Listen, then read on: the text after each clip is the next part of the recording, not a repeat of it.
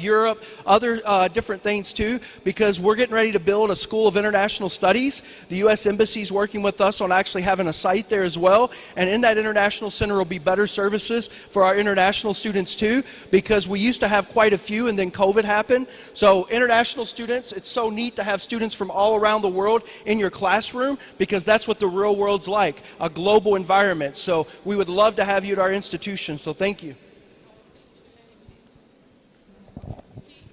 Question, right? Is your institution with partnership with any company? Oh, okay. Oh, thank you for that question. Before COVID happened, every year we used to have something called the Career Fair.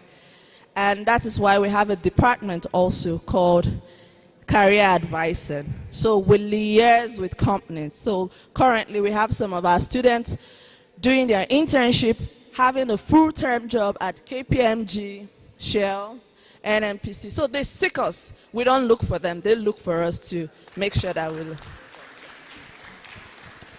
One of the other important things on internships is I'm actually working with the Department of Commerce for the United States at our embassy, and they're actually going to be helping me set up appointments. My first big appointment is with Nike. Anybody sports people like Nike, right? That's America's #1 brand for sports. So we're working with Nike. I'm going to meet with them in Lagos and also talk to them about internships for our students. But also what we're doing is I'm talking with any company that's here. It could be Burger King, it could be ExxonMobil, it could be whatever the company is that's operating here, that you guys would have opportunities. I get asked all the time from U.S. schools that are U.S. businesses that are here. They want graduates that understand the American style education and understand Nigeria. And you guys, if you go to our school, are the perfect candidates to work for American companies in West Africa. So we think internships are very important, and we're going to be continuing to work with businesses. We have a whole staff member dedicated to just career services, like Ms. Angie said. So good question, and that's important because those internships can lead to a future job. Any other questions? Good morning. Good afternoon. My question is, what are the requirements to get into law school? So I will go to the admissions counselor because I know JAM. I went to the meeting and everything, but she's asking about kind of what he was saying, but for domestic students about the admission standards and how JAM and everything they need. Okay, so it's the same process. So for nationalities, that's Nigerians, you just have to fill out the form, your JAM result, your WAEC result, or IGCSE.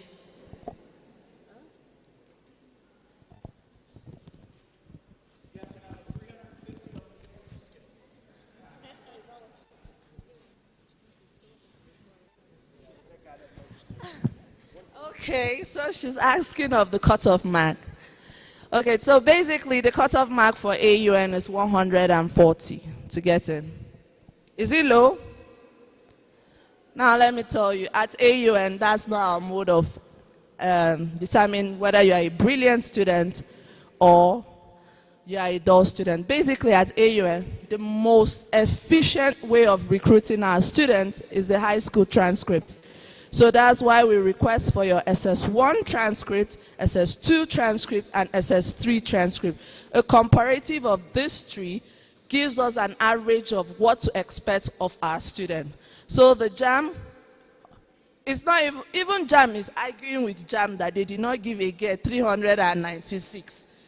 So you see why we don't use JAM as a basis. It's just that it's a requirement. Upon completion of your university, that is what NYSC recognizes as your university ID number. So we use that to mobilize you for JAM.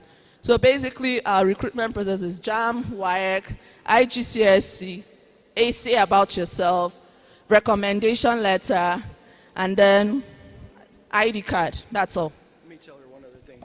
It's very important. I want you guys to know, who knows what the NUC is? The National University Commission, right? That's the organization oversees all the colleges and universities here in Nigeria. I just went and met with them a few weeks ago, and at that time the executive secretary and the deputy secretary said this to me: We really like your American system where it's not one test in time, because what happens if you had a bad day? What if you weren't feeling well? Some people have test anxiety. I know I've had test anxiety. In America and in the American system, it's not all about the test, it's about the complete package as a human being. So when we say 140, we're going to look at that transcript and what kind of grades you're making in school. The greatest indicator if you're going to be a good student is your attendance and your good grades or good marks in your classes, that you pay attention, your recommendations from your teachers and things. One test in time is not going to define you in an American system, and it won't at the American University of Nigeria. So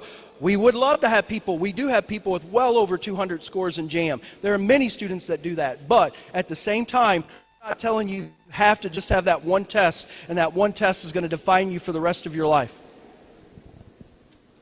My American perspective. Excuse me? What's the tuition fee for AUN?